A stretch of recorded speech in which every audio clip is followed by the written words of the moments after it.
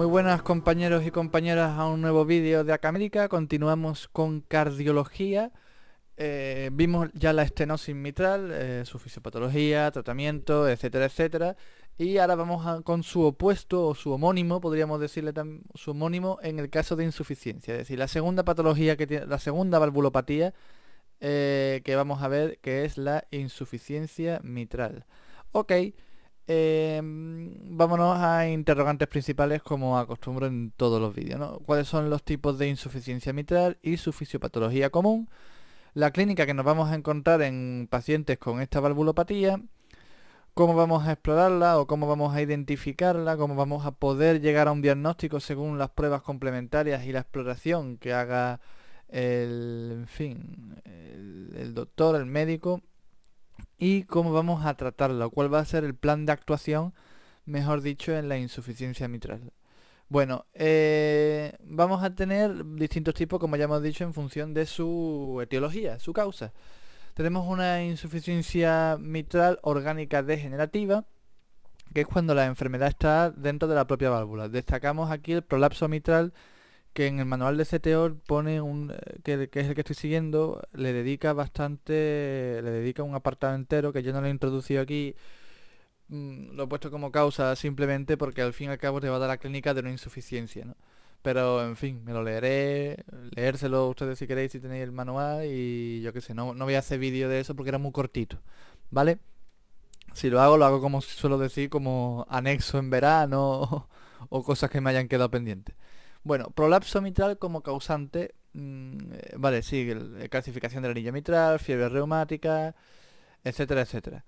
La isquémica es cuando se produce un falto de riego o una isquemia en uno de los músculos papilares, que pues eso sería aguda, es decir, se carga el músculo papilar y deja de funcionar o se rompe directamente este músculo. El músculo papilar, nos acordamos que eran los músculos donde estaban anclados bien las cuerdillas tendinosas de las válvulas. Bien. Y por último, una insuficiencia mitral funcional, que el problema no está en la válvula, sino que está en los anclajes de la válvula, podríamos decir. En este caso remarco la dilatación del ventrículo izquierdo.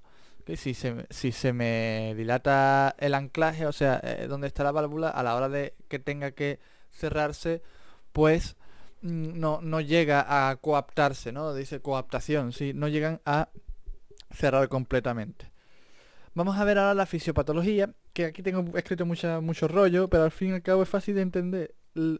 Si la estenosis mitral era que cuando la válvula tiene que estar abierta está más cerrada, la insuficiencia va a ser que cuando la válvula tiene que hacer su función, que es estar cerrada, se encuentra abierta. Aquí lo vemos, vamos a echarle para atrás. Ese dibujito representa la válvula normalmente cuando tenemos la sístole, plan, ¿vale? Esto sería la arteria aorta, y este sería la aurícula, sería el ventrículo, perdón, no los he dividido, ¿vale? Este es el ventrículo eyectando la sangre. Pero ¿qué pasa? Que cuando hay una insuficiencia, la válvula está abierta en este momento, entonces toda la sangre, hay parte de sangre que va por aquí, pero hay un escape de sangre que viene por aquí. Hay que diferenciar entre la insuficiencia mitral aguda, que es, a mi modo de ver, más grave porque no le da tiempo a la aurícula a mantener sistemas de compensación, y vamos a tener síntomas de congestión pulmonar, perdón, creo que está por aquí descrito, ¿no? El volumen regurgitado volverá a entrar al ventrículo en diástole, provocando una sobrecarga, eso también, ¿no? Porque claro, aquí hay una regurgitación del volumen, pero el ciclo cardíaco continúa y ese volumen vuelve otra vez ese volumen que no ha sido eyectado vuelve al ventrículo izquierdo, aumentando su volumen. Hay una sobrecarga y eso va a causar, como ya sabemos, uno de los sistemas de compensación, que es la hipertrofia del ventrículo izquierdo, ¿ok? O dilatación del ventrículo izquierdo debido a la sobrecarga. Si es crónica, la aurícula compensa dilatándose, ya lo hemos visto. La congestión pulmonar aparece más tarde y aparece inmediatamente en la insuficiencia mitral aguda. Vale, vamos a ver la fase clínica. La insuficiencia mitral leve no presenta síntomas. La grave, pues son síntomas parecidos a la estenosis mitral, en la que nos encontramos, como ya he dicho, unos cuadros de congestión pulmonar llamativos en la aguda, tardíos en la crónica. ¿Ok? Eso lo acabamos de comentar. En la insuficiencia crónica, pues van a predominar todos estos síntomas que son síntomas de fallo de insuficiencia cardíaca, realmente. Es decir, no es que el corazón esté fallando en sí, el miocardio, o no es que esté fallando la bomba, sino que hay un escape. Se nos está escapando la sangre por algún lado. La sangre que tiene que aportarnos el oxígeno se está yendo por donde no se tiene que ir. Entonces al final ese oxígeno no llega. ¿Y qué significa que ese oxígeno no llegue? Ese gasto cardíaco va a disminuir y vamos a tener entonces síntomas de bajo gasto, ¿ok? Esto en la crónica. Cuando se mantiene en el tiempo tenemos un fallo derecho, bueno, anotación y ya está, que se da menos frecuente que en la estenosis mitral. Al igual que las embolias, la hemoptisis y la fibrilación auricular también son menos frecuentes en la insuficiencia. En la estenosis mitral sí es evidentemente intuible que es más fácil de que haya congestión, salvo que sea aguda, como hemos visto. En la exploración vamos a ver que el latido de la punta se va hacia abajo y hacia la izquierda, hacia lateral y hacia abajo, ¿ok? O hacia caudal lateral. Y en la auscultación, hoy no traigo ruiditos porque no encontraba ninguno que me gustara en realidad. Y mejor no meternos en camisa de 11 varas. Cuando yo sea un experto auscultando, pues haré un vídeo de auscultación. Hasta entonces me dedico a hacer vídeos desde el punto de vista estudiantil, podríamos decir. Entonces, la auscultación vamos a tener un primer ruido disminuido. Si tenemos hipertensión pulmonar, esto en algún vídeo de YouTube lo he podido escuchar, se ve un desdoblamiento claro del segundo, es como un tocotón. Tum, tum, tum, tum, tum, tum. ¿Vale? Se ve un desdoblamiento, aparece un tercer ruido, además del soplo, que vendrá aquí, del soplo sistólico, aquí está. Cuando encontramos este tercer ruido es una insuficiencia mitral grave, porque el volumen de regurgitación es importante, hay un gran volumen de regurgitación. El soplo sistólico en el foco mitral. Cuando la insuficiencia mitral es grave, se escucha peor porque el anillo está más abierto, hay menos turbulencia, entonces va a costar más trabajo escuchar esa turbulencia, que al fin y al cabo es la responsable del soplo. Bueno, pues aquí otra cosa más, que podemos encontrar un cuarto ruido si estamos en ritmo sinusal y un soplo diastólico por el hiperaflujo a través de la válvula mitral. Casi lo que acabo de comentar. Las pruebas complementarias. Esto es un ecocardiograma. Ahora vamos a ver. En el electrocardiograma vamos a tener, como siempre, datos inespecíficos, porque no nos va a orientar nos va a orientar simplemente, pero si queremos hallar la valvulopatía en concreto, tenemos que ir a pruebas visibles. La radiografía de tórax son datos similares a la estenosis, así que tampoco nos va a servir de mucho, salvo, además de la dilatación de la aurícula, salvo que aquí sí vamos a ver un crecimiento de ventrículo izquierdo si es crónica. Claro, si es crónica se ponen en marcha los mecanismos compensatorios y aquí aparece el crecimiento de ventrículo izquierdo, aparecería. Al igual que la dilatación auricular, solamente si la insuficiencia mitral es crónica. En la radiografía también se podemos evidenciar, si esa es la etiología, la calcificación de la válvula. Otra cosita, el ecocardiograma. Y la más importante, al final el que te va a dar el diagnóstico es el eco, ¿vale? Es el donde tú vas a ver cómo está la válvula y cómo está esa fracción de eyección y dónde está la ingurgitación. Aquí vemos en el eco ventrículo derecho, ventrículo izquierdo, aurícula derecha. ¿Ok? Y aquí tenemos la válvula mitral. ¿Qué pasa? En sístole, que sería la imagen de la derecha, debería irse por la arteria aorta, que creo que estaría por aquí. Pero, sin embargo, lo que vemos es ¡boom!, una cantidad de sangre que va del ventrículo izquierdo a la aurícula. Pone MR, que es Mitral Regurgitation. Creo que es regurgitación mitral. Vemos entonces la cantidad, el gran volumen de sangre que se está yendo por el sitio que no es. Se está yendo en dirección contraria, a contraflecha, podríamos decir. Hablando en términos de tráfico, ¿ok? En los ecos a color se ven bastante bien. Bueno, vamos al plan de actuación y al tratamiento. Vamos a ver que el tratamiento de la insuficiencia mitral sigue un tratamiento etiológico en función de la causa. Y vamos a tener tres causas, como ya hemos visto. Si la causa es la dilatación del anillo, vamos a darle un tratamiento de la insuficiencia cardíaca sistólica para atenuar los síntomas. Porque la cirugía cardíaca aquí, en este corazón, es inviable. Se ha dilatado el anillo, una cosa que está ancha, no le podemos meter más, que yo sepa, ¿eh? No se le puede hacer gran cosa. Entonces vamos por el tratamiento farmacológico, buscamos tratamiento farmacológico, que también se puede utilizar en las otras, pero esta es el plan de actuación preferente en este caso, en esta etiología, ¿no? Tratamiento de insuficiencia cardíaca sistólica, que ya lo vimos en el primer vídeo, o en los primeros 4 vídeos, lo que era la insuficiencia cardíaca sistólica, que si beta bloqueantes, diuréticos para mejorar la congestión, vasodilatadores, etcétera, etcétera, etcétera. Si esto no funciona, hay que considerar trasplante. No se pueden hacer virguerías. ¿Vale? Ya está. Recambio y a correr. Bueno, a correr no demasiado.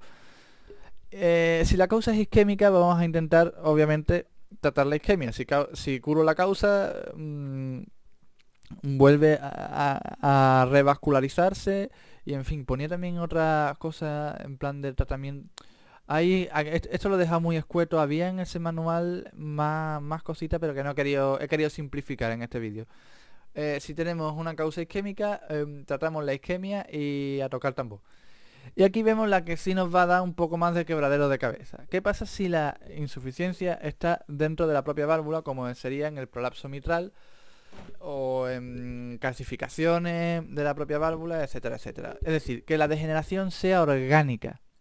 Pues tenemos distintos planes de actuación en función a lo que veamos. Tenemos síntomas y tenemos degeneración orgánica, que nos puede dar síntomas.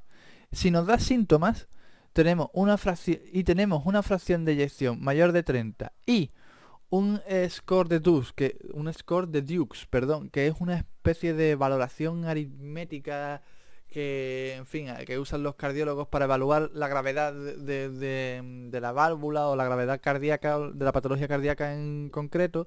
No lo he estudiado mucho en profundidad, lo he leído para ver lo que era.